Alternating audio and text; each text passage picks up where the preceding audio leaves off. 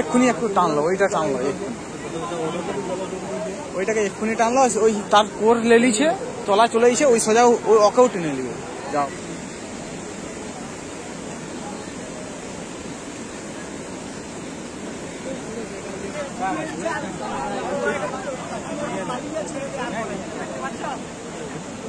এই মুহূর্তে আবহাওয়ার গুরুত্বপূর্ণ খবর ধেয়ে আসছে।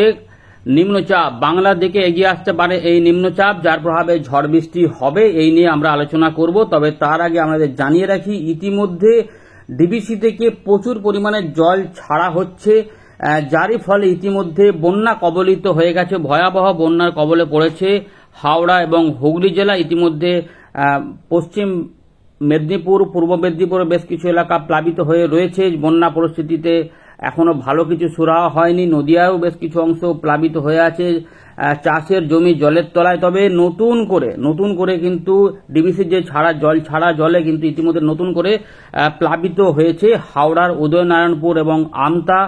বিভিন্ন গ্রাম কিন্তু ইতিমধ্যে বিচ্ছিন্ন জলের তলায় চলে গেছে, আরও বিভিন্ন গ্রাম হয়তো জলের তলায় যেতে চলেছে, কারণ জল যেভাবে বাড়ছে তাতে কিন্তু পরিস্থিতি অত্যন্ত সংকটজনক। এর পাশাপাশি যোগাযোগ বিচ্ছিন্ন হয়ে গেছে বিভিন্ন জায়গায় হাওড়ার, বিশেষ করে হাওড়া, এখানে আমতা এবং উদয়নারায়ণপুরের যে এলাকা রয়েছে, উলবেড়িয়া, আমতা, এই সমস্ত যে এলাকা রয়েছে, এলাকা কিন্তু ইতিমধ্যে জলের তলায়। সুতরাং যোগাযোগ বিচ্ছিন্ন, পানীয় জলের সমস্যা, চাষের জমি জলের তলায় একটা পরিস্থিতি ভয়ঙ্কর জায়গায় রয়েছে। পাশাপাশি পূর্ব বর্ধমানেরও নিম্ন এলাকা ইতিমধ্যে দামোদরের সঙ্গে যুক্ত নিম্ন এলাকা প্লাবিত হয়ে রয়েছে, এবং আমাদের বলেছিলাম যে 3টি ব্লক প্লাবিত হয়েছে, জামালপুর এবং রায়না 1, 2 এই 3টি ব্লক, এবং তার পাশাপাশি হুগলির বিভিন্ন এলাকা কিন্তু ইতিমধ্যে প্লাবিত।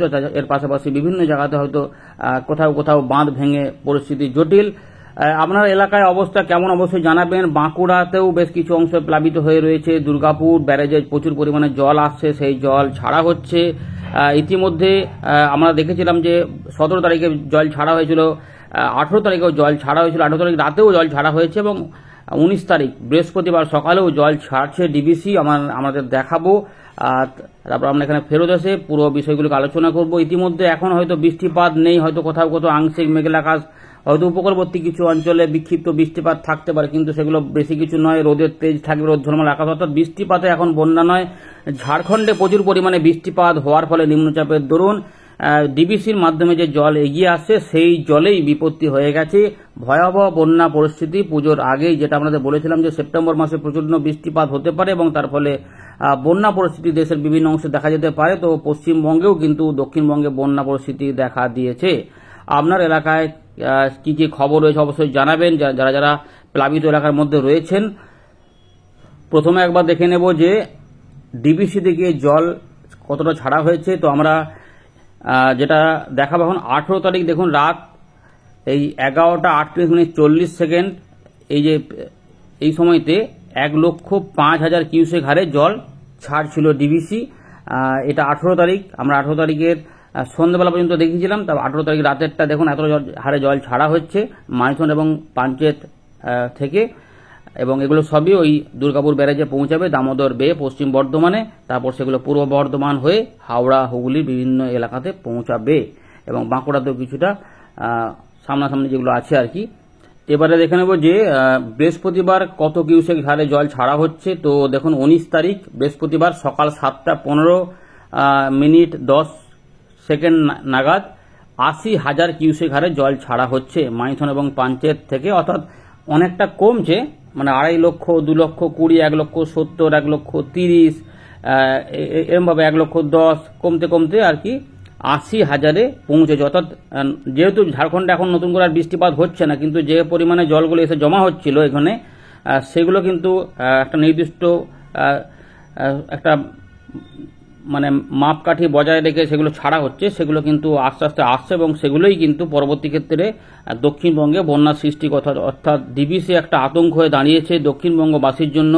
কয়েকটি জেলা হাওড়া এবং হুগলি, পূর্ব বর্ধমান, এর পাশাপাশি আগের যে বন্যা পরিস্থিতি তৈরি হয়েছিল তাতেও আস্তে আস্তে কোথাও হয়তো নরম হয়ে নদী বাঁধে ফাটল, ভাঙন এসব দেখা দিচ্ছে, ফলে গ্রামের পর গ্রাম কিন্তু প্লাবিত হচ্ছে। তো এবার আমরা দেখে নেব যে আলিপুর আবহাওয়া দপ্তর এবং ভারতীয় মৌসুম ভবন কি বলছে। তো ইতিমধ্যে দেখুন লো প্রেসার এরিয়া যেটা ছিল সেটা উত্তর মধ্যপ্রদেশ এবং সংলগ্ন এলাকার উপরে ছিল, সেটা কিন্তু ইতিমধ্যে আরও শক্তি ক্ষয় করেছে এবং ঘূর্ণাবর্তে প্রায় পরিণত হয়েছে। আর এখানে বড় কোনো সিস্টেম এই মুহূর্তে নেই। আবহাওয়া দপ্তর আপাতত যেটা বলছে যে বৃষ্টিপাতের সম্ভাবনা রয়েছে, কিন্তু ভারী বৃষ্টিপাত হতে পারে 22 এবং 23 তারিখ নাগাদ উড়িষ্যার দিকে। দেখুন উড়িষ্যার দিকে ভারী বৃষ্টিপাতের পূর্বাভাস দিয়ে দিয়েছে। আমরা বলেছিলাম যে 22 থেকে 23 তারিখের দিকে নিম্নচাপ আসতে পারে, গাঙ্গেয় পশ্চিমবঙ্গে এফেক্ট দিতে পারে। তো উড়িষ্যার দিকে ভারী বৃষ্টিপাতের প্রভাব দেখাচ্ছে এখানে, কিন্তু গাঙ্গেয় পশ্চিমবঙ্গের নাম এখানে উল্লেখ নেই। আসাম, মেঘালয় এখানে 21-22-এ বৃষ্টিপাত হবে ভারী। নাগাল্যান্ড, মণিপুর, মিজোরাম, ত্রিপুরা এখানে 21 থেকে 25 সেপ্টেম্বর ভারী বৃষ্টিপাত হতে পারে। তাহলে 22 থেকে 23 তারিখে যে এখানে বৃষ্টিপাত দেখা যায়, তাহলে কি উড়িষ্যার উপর দিয়ে নিম্নচাপ যাবে না গাঙ্গেয় পশ্চিমবঙ্গের উপর দিয়ে যাবে? আমরা দেখে নেব উইন্ডো থেকে এখন কি পাওয়া যাচ্ছে নতুন আপডেট। আর এখানে কিছু নেই, দেখি বৃষ্টিপাতের পূর্বাভাস 19 তারিখে কিছু নেই। 20 তারিখের দিকে কিন্তু একটা পূর্বাভাস দিচ্ছে যে বজ্রবিদ্যুৎ সহ বৃষ্টিপাত আসতে পারে গাঙ্গেয় পশ্চিমবঙ্গ, ঝাড়খণ্ড, ছত্তিশগড়, অন্ধ্রপ্রদেশ, উড়িষ্যা এবং আসাম, মেঘালয়ের দিকে। এখানে কিন্তু 21 তারিখের দিকে আমাদের এখানে কোনো সতর্কতা নেই, 21 তারিখে নেই। 22 তারিখের দিকে দেখুন যেটা আসছে 22 তারিখে এই দিকে বলছে। তো দেখা যাক কি হয়, আমরা দেখব 23 তারিখের দিকে। আপাতত কিন্তু এখন পর্যন্ত যে খবর দিচ্ছে সেখানে কোনো সতর্কতা গাঙ্গেয় পশ্চিমবঙ্গের জন্য নেই বা বাংলাদেশের জন্য কিন্তু নেই, বুঝতে পারছেন। কিন্তু পরিবর্তন হতে পারে, সেগুলো হলে আপাতত জানাবে, হয়তো 48 ঘন্টার মধ্যেই সেটা বোঝা যাবে কি হবে না হবে। তো বন্ধুরা আমরা চলে এলাম উইন্ডির লাইভ স্ক্রিনে। ইতিমধ্যে আমরা যেটা দেখছিলাম যে নিম্নচাপ তো একটা আসার সম্ভাবনা রয়েছে, তার পাশাপাশি বৃষ্টিপাত উড়িষ্যার দিকে হবে 22-23। এর পাশাপাশি ডিভিসি থেকে জল লাগাতার এখনো ছাড়া হচ্ছে, এখনো কিন্তু 80,000 কিউসেক হারে জল ছাড়া হচ্ছে। তো সেগুলো যাবে, ফলে যেটা হতে পারে যে হাওড়া, হুগলি, এই যে খানাকুল, আরামবাগ মহকুমা, এর পাশাপাশি উদয়নারায়ণপুর, আমতা, এই যে পাশাপাশি উলবেড়িয়ার সঙ্গে যে সমস্ত আমতা এই জায়গাগুলো রয়েছে, এখানে যোগাযোগ অনেক জায়গাতে কিন্তু বিচ্ছিন্ন, কারণ জল এখানে বেড়েই চলেছে, এখনো প্লাবিত হচ্ছে, একের পর এক গ্রাম প্লাবিত হচ্ছে। অনেক মানুষকে সরানো হয়েছে নিরাপদ আশ্রয়ে, 50,000-এর অধিক হয়তো হতে পারে বিভিন্ন জায়গা থেকে।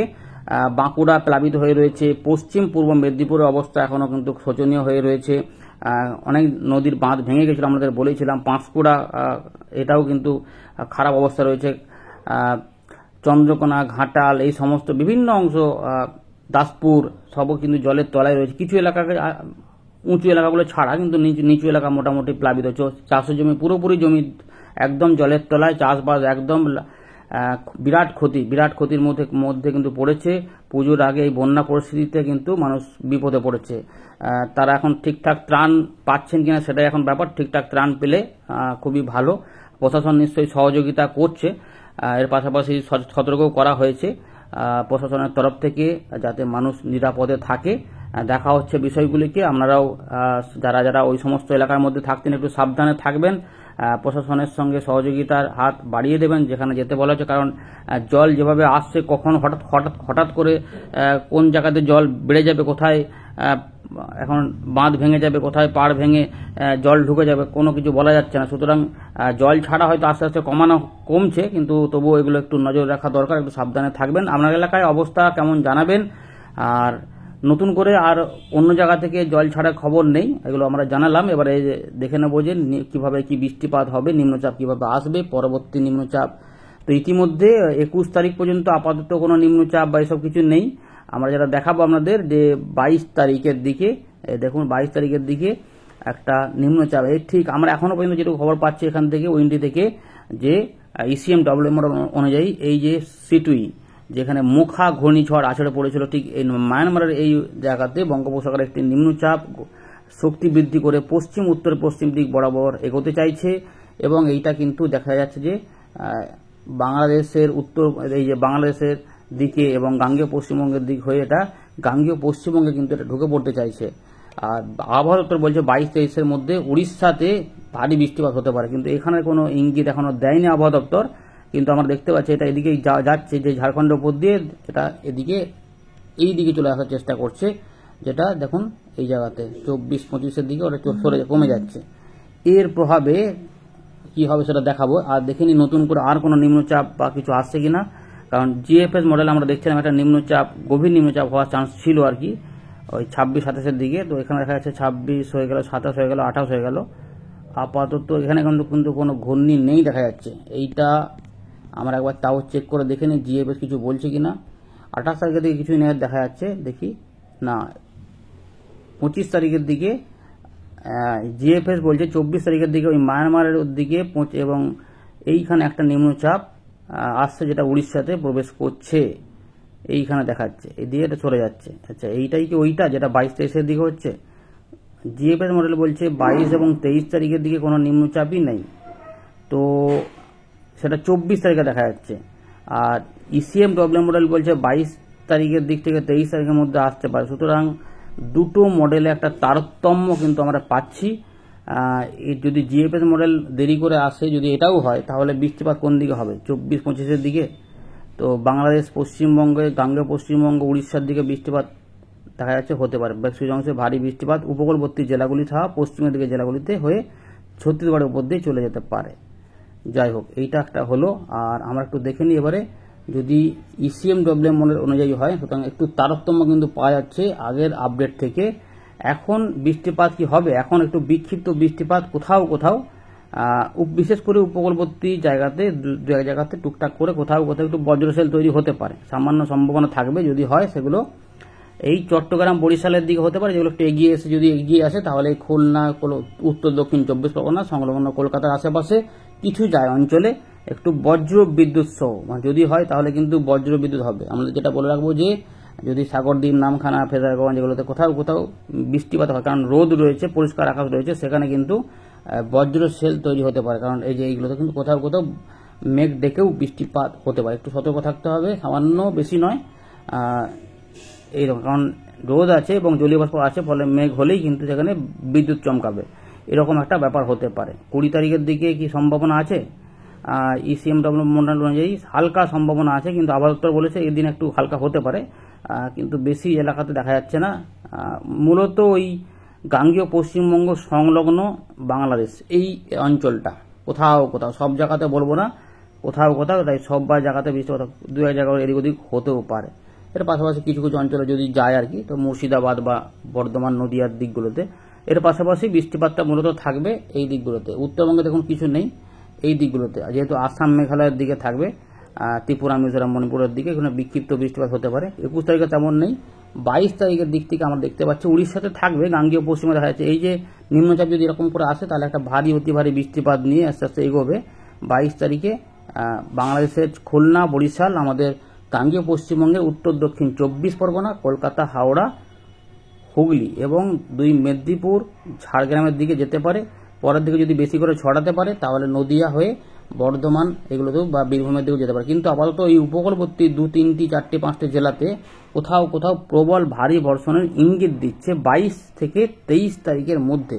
দেখা যাচ্ছে যে না, বৃষ্টিপাতটা কিন্তু রাজশাহী, রংপুর পর্যন্ত টানতে পারে, অর্থাৎ গোটা দক্ষিণবঙ্গেই বৃষ্টিপাত একটা শর্ট পিরিয়ডে একটু ভারী টাইপের দিয়ে চলে যেতে পারে, খুব কম সময়, দেখুন বেশিক্ষণ নয়। তার মানে বেশি যে বিরাট আকারে জল জমে ভাসিয়ে টাসিয়ে দেবে সেরকম বড় ব্যাপার নাও হতে পারে, কিন্তু অল্প সময় যদি এরকম করে আসে তাহলে কিন্তু একটু ভারী টাইপের বৃষ্টি হয়, একটু বেশি করে কোনো কোনো এলাকাতে, বাঁকুড়া বা মেদিনীপুর, ঝাড়গ্রাম এগুলোতে দেখা হয়েছে, মেদিনীপুরের উপর দিয়ে, বর্ধমানের উপর দিয়ে, এই যে এলাকার উপর দিয়ে এটা এইদিকে যাওয়ার, জামশেদপুরের উপর দিয়ে যাওয়ার চেষ্টা করছে। ফলে যদি এটা হয় তাহলে মালদা সহ বিহার, ঝাড়খণ্ড এদিকেও বৃষ্টিপাত হতে হতে উড়িষ্যার দিক হয়ে এটা এগিয়ে যেতে পারে। কিছু অঞ্চলে ভারী বৃষ্টিপাত হতে পারে, এইগুলোতে দিয়ে এটা চলে যেতে পারে, এরকম করে কিন্তু হতে পারে। যদি হয় তাহলে আবার যে সমস্ত এলাকাতে ইতিমধ্যে জল হয়ে রয়েছে সেগুলো তো গন্ডগোল হতে পারে, না হলে কিন্তু মোটামুটি ঠিকই থাকবে। 23 থেকে 24 তারিখ পর্যন্ত আমরা বিক্ষিপ্ত বৃষ্টিপাত পেতে পারি, দিয়ে ওটা সরে যাচ্ছে।